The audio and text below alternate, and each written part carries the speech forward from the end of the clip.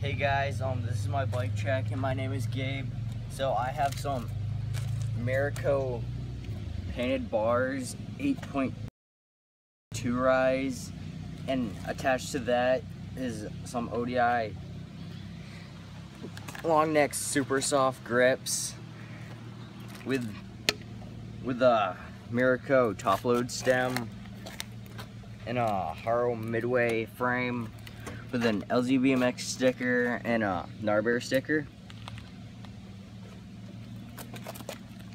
with some Haro SD forks with some stock front wheel and a Haro tire with a premium CK peg, and I have a Subrosa saves seat in the blanket with a 25 tooth Sunday Knox sprocket and some Haro midway cranks and pedals. I have a bell chain with an Odyssey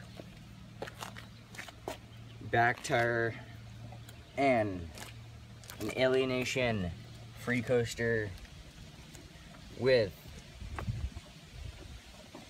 an Alienation rim and spokes. And I have a tree guard sprocket,